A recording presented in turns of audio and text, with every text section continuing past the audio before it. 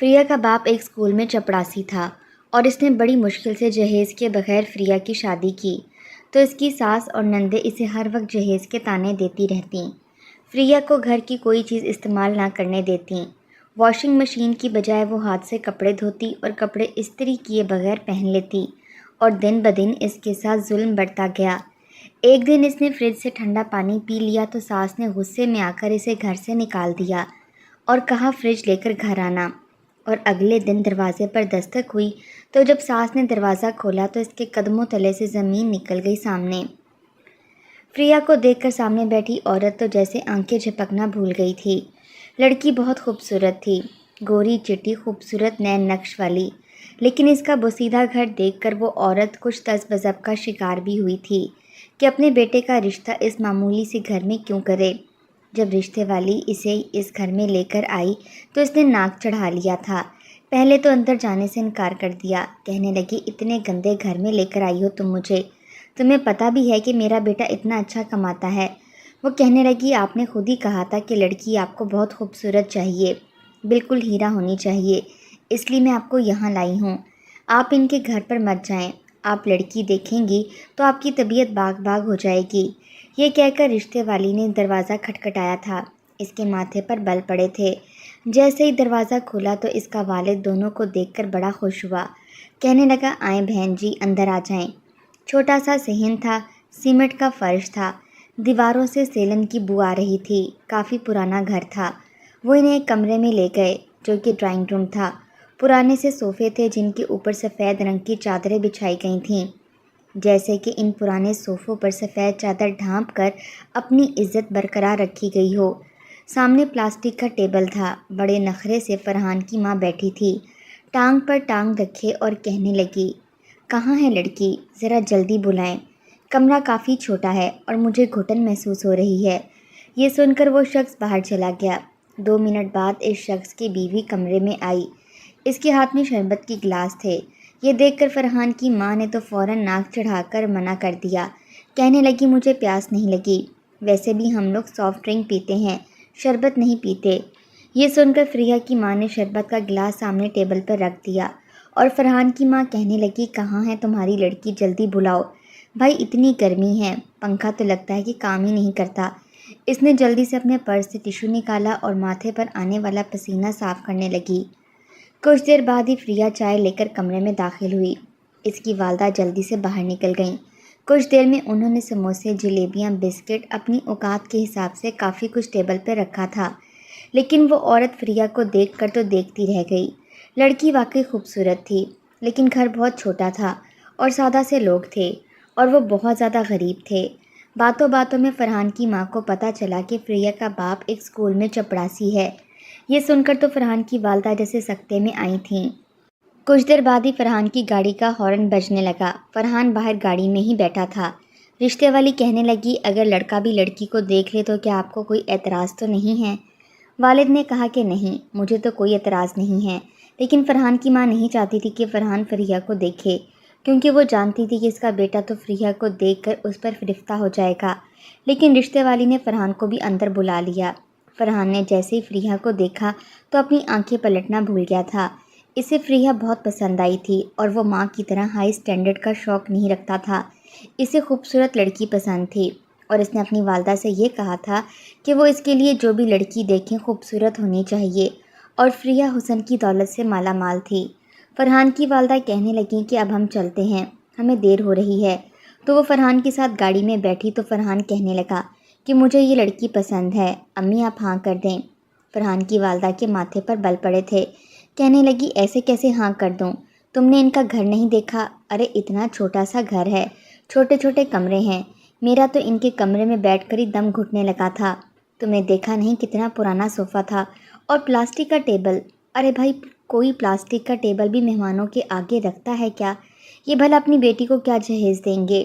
اور تم جانتے ہو لڑکی کا باپ اسکول میں چپڑاسی کی نوکری کرتا ہے، تم کیا جواب دو گے اپنے ملنے ملانے والوں سے کہ چپڑاسی کی بیٹی سے شادی کی ہے؟ وہ کہنے لگا تو کیا ہوا، چپڑاسی انسان نہیں ہوتے کیا؟ بہرحال مجھے یہ لڑکی پسند ہے اور میں چاہتا ہوں کہ آپ میرا یہاں پر رشتہ پکا کر دیں۔ لیکن فرحان کی والدہ کا ایسا کوئی ارادہ نہیں تھا۔ کہنے لگی خوبصورت لڑکیوں کا کیا ہے، بہت مل جاتی ہیں۔ فرحان کی والدہ نے اور بھی کئی لڑکیوں کی تصویریں فرحان کو دکھائیں، لیکن فریہ تو جیسے اس کے دل میں بس گئی تھی۔ کہنے لگا کہ شادی کروں گا اسی لڑکی سے کروں گا، اگر آپ نے میرا رشتہ نہیں پکا کیا تو میں کچھ کر لوں گا۔ یہ سن کر فرحان کی والدہ کو ہار ماننی پڑی اور انہوں نے فرحان کا رشتہ فریہ سے پکا کر دیا۔ جیسے ہی رشتہ پکا ہوا، فریہ کے والد نے صاف کہہ دیا کہ وہ اپنی بیٹی کو جہیز نہیں دے سکتا۔ فرحان کی والدہ کے تو ماتھے پر بل پڑ گئے تھے۔ کہنے لگی کہ لوگ تو بچی کے پیدا ہوتے ہی تھوڑا تھوڑا جمع کرنا شروع کر دیتے ہیں، ہم بھی ذات برادری والے ہیں، ہم نے تو آپ کی حیثیت بھی نہیں دیکھی، حالانکہ ہمارے گھر میں کسی چیز کی کوئی کمی نہیں، لیکن پھر بھی لوگ پوچھتے ہیں کہ بہو جہیز میں کیا لائی ہے، جب ہم سے پوچھیں گے تو ہم کیا جواب دیں گے؟ فریہ کا باپ کہنے لگا کہ آپ کے سامنے میری نوکری بہت معمولی ہے اور ان کم پیسوں میں بڑی مشکل سے اپنے گھر کا گزارا کر سکتا ہوں، باقی میری بیٹی کام کاج ہر کام میں بہت تیز ہے، آپ کی خدمت میں کبھی کوئی شکایت کا موقع نہیں دے گی۔ لیکن فرحان کی ماں کو تسلی نہیں ہو رہی تھی۔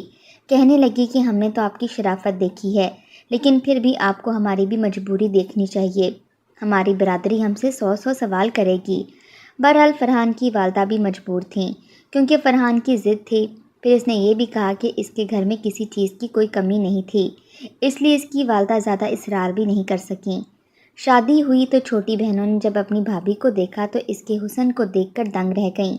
پھر فرحان کی نظروں میں اپنی بیوی کی محبت بھی بھانپ چکی تھیں۔ سب بہنوں کو یہی ڈر تھا کہ فرحان گھر کی ساری حکمرانی اپنی بیوی کے ہاتھ میں نہ دے دے، اس لیے اپنی ماں سے کہنے لگیں کہ غریب گھر کی لڑکی ہے اور آئی بھی بنا جہیز کے ہے، اسے اس کی اوقات میں رکھنا اور اسے اس بات کا احساس بھی دلاتی رہنا کہ یہ جہیز میں کچھ بھی نہیں لائی، تاکہ اسے بھی پتہ چلے کہ وہ خالی ہاتھ آئی ہے اور خالی ہاتھ سسرال میں آنا اور رہنا کتنا مشکل ہے۔ بہرحال شادی کے چند دن بہت اچھے خوبصورت گزرے تھے۔ فرحان آفس جانے لگا، فریہ نے بھی گھر سنبھال لیا تھا، گھر کے سارے کام وہ کرتی تھی، اس کی چھوٹی دونوں نندیں کسی کام کو ہاتھ نہیں لگاتی تھیں۔ کچھ دن بعد شادی کے کافی کپڑے اکٹھے ہوئے تھے، اس لیے فریہ سوچنے لگی کہ مشین لگا کے کپڑے دھو لے۔ جیسے ہی وہ مشین لگانے لگی تو اس کی ساس کہنے لگی کہ کیا کر رہی ہو، تمہیں پتہ ہے کتنی مہنگی مشین ہے، تمہارے باپ نے تو تمہیں مشین دینے کی بھی زحمت نہیں کی۔ اور فریہ یہ بات سن کر اپنی ساس کی شکل دیکھنے لگی اور کہنے لگی، اماں جی مجھے فرحان اور اپنے کپڑے دھونے ہیں۔ وہ کہنے لگی تو میں کیا کروں، تمہارے باپ کے گھر کون سی مشینیں تھیں، تم کپڑے ہاتھ سے ہی دھوتی تھی نا؟ کہنے لگی ایسی بات نہیں تھی، چھوٹی موٹی مشین وہاں پر بھی تھی، لیکن وہ میری ماں کے استعمال کی تھی۔ وہ کہنے لگی تو میں کیا کروں، تمہارے باپ نے تو تمہارے بارے میں سوچا ہی نہیں، تو ہم کیوں سوچیں، چلو ہاتھ سے جا کر کپڑے دھو لو، خبردار جو ہماری مشین کو ہاتھ بھی لگایا۔ فریہ کو بڑی حیرت ہوئی تھی، ان کے گھر میں کسی چیز کی کوئی کمی نہیں تھی، بلکہ واشنگ مشین بھی دو طرح کی تھی، ایک آٹومیٹک تھی اور ایک عام، اور وہ تو عام سی مشین میں کپڑے دھونے لگی تھی۔ لیکن انہوں نے تو صاف انکار کر دیا اور اس نے ہاتھ سے سارے کپڑے دھونے شروع کیے۔ اس کے کپڑے تو زیادہ گندے نہ تھے، لیکن فرحان کی کالر پر پسینے کے نشان لگ جاتے تھے، جن کو صاف کرنا ہاتھ سے بڑا مشکل ہو جاتا تھا۔ برش مار کر بڑی مشکل سے اس نے کپڑے دھوئے تھے۔ کپڑے دھونے کے بعد وہ کافی تھک گئی تھی۔ واشنگ ایریا جہاں پر تھا وہاں پر کڑی دھوپ پڑتی تھی۔ اس نے سارے کپڑے رسی پر ڈالے اور جیسے ہی اندر آئی تو پیاس سے بری حالت تھی، گرمی ویسے بھی اپنے عروج پر تھی۔ وہ جیسے فریج کھول کر پانی پینے لگی تو اس کی ساس نے فریج فوراً بند کر دی اور چابی سے لاک کر دی۔ یہ دیکھ کے فریہ کہنے لگی، اماں جی مجھے پیاس لگی ہے۔ وہ کہنے لگی تو میں کیا کروں، اپنے باپ سے کہہ دیتی تمہیں فریج لے دیتا۔ ارے بڑی فریج نہیں لے کے دے سکتا تھا تو کیا، کمرے کی چھوٹی سی فریج بھی نہیں لے کر دے سکتا تھا؟ ہم نے کون سی تمہاری فریج خود استعمال کرنی تھی، کم از کم تمہیں پینے کا ٹھنڈا پانی تو ملتا۔ دیکھو بھائی میری فریج بہت مہنگی ہے، میں نے ڈبل گلاس ڈور کی فریج خریدی ہے، اس لیے تھوڑی خریدی ہے کہ ہر ایرا غیرہ اسے استعمال کرے۔ اٹھو ابھی یہاں سے، جا کے گرم پانی پیو۔ فریہ تو ان کا سخت امیز رویہ دیکھ کر بہت پریشان ہوئی تھی۔ اس نے کچن میں جا کر نل کھولا اور گلاس میں پانی بھرا، لیکن پانی بہت گرم تھا۔ اس نے پانی پیا اور کچن کا کام کرنے لگی۔ کھانا بنا کر اس کی بری حالت ہو گئی تھی۔ کھانا وہ بناتی تھی اور کھاتے سب تھے، لیکن کبھی بھی اس کے کھانے کی تعریف نہیں کی تھی۔ تھکن سے وہ بے حال ہو چکی تھی، اس لیے کھانا بنانے کے بعد اس کی بھوک بالکل مر چکی تھی۔ اس نے سوچا کہ تھوڑی دیر اپنے کمرے میں جا کر آرام کر لے، اس لیے اپنے کمرے میں چلی گئی۔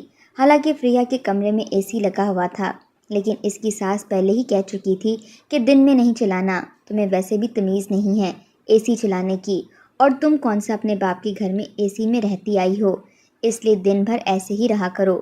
فریہ نے اس لیے پنکھا کھولا اور اپنے بیڈ پر لیٹ گئی۔ کمر یوں تھی کہ جیسے تختہ ہو چکی ہو، بہت شدید درد ہو رہا تھا۔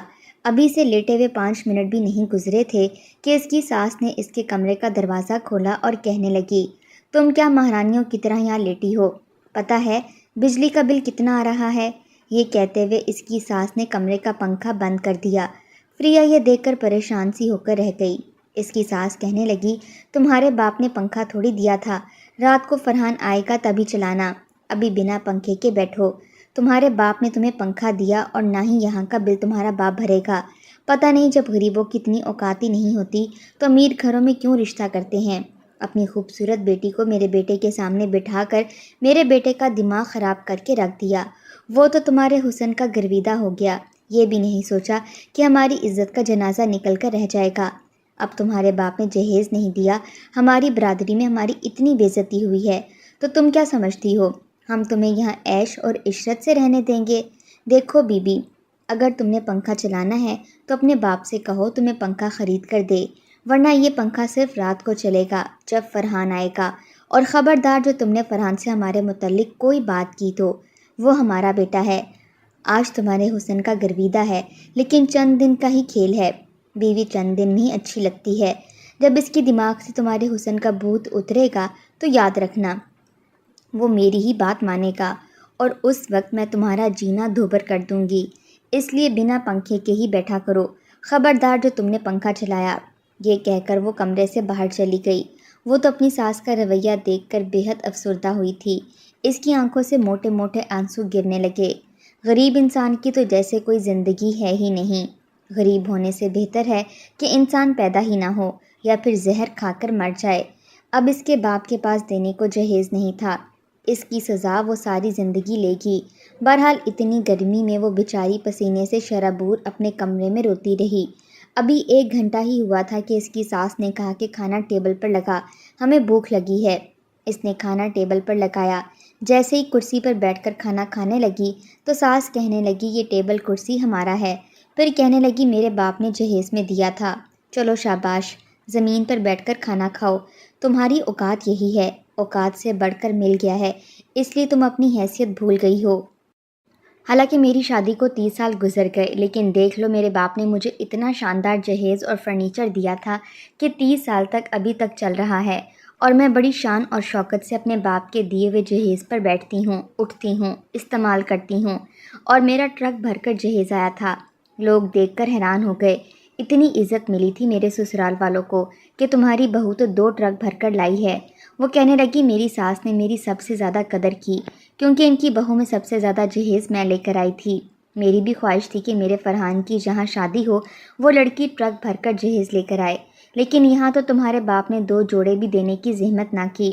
کتنی شرمندگی ہوئی مجھے جب میں صرف 10 افراد کے ساتھ تمہارے گھر تمہیں سادگی سے بیاہ کر لے کر آئی، لیکن مجھے تو بڑی ذلالت اٹھانی پڑی ہے۔ فریہ نے خاموشی سے اپنی پلیٹ پکڑی اور زمین پر بیٹھ کر کھانا کھانے لگی۔ لیکن رات کو جیسے ہی فرحان آیا، اس کی ساس کا رویہ اس کے ساتھ یکسر مختلف تھا۔ وہ یوں فریہ سے بات کر رہی تھی جیسے کہ بڑی قدر کرتی ہو۔ فریہ بیٹا تم بیٹھ جاؤ، میں کھانا لگا دیتی ہوں۔ پھر اپنی دونوں بیٹیوں سے کہنے لگی، چلو شاباش، ٹیبل پر کھانا تم لگاؤ، تمہاری بھابھی کچن میں کھانا بنا رہی تھی، تھک گئی ہوں گی۔ فریہ فرحان کے ساتھ کرسی پر بیٹھی تو گلاس پانی کا بھر کر فریہ کے آگے رکھ دیا۔ وہ کہنے لگی، بیٹا پیو، تھک گئی ہوگی۔ تو فرحان بڑا خوش تھا کہ اس کی والدہ کا رویہ اس کی بیوی کے ساتھ بہت اچھا ہے۔ فریہ اپنی ساس کے بدلتے رنگ دیکھ کر تذبذب کا شکار ہوئی تھی، لیکن جیسے ہی فرحان صبح اپنی فیکٹری کے لیے جاتا تب اس کی ساس کا رویہ بالکل بدل جاتا۔ اب تو اسے کھانے کی روٹی بھی سوکھی دیتی تھی، کہتی تمہارے باپ کی اتنی اوقات نہیں تھی کہ تمہیں اچھا سالن کھلا سکتا، اس لیے یہاں بھی تمہیں سوکھی روٹی ہی ملے گی۔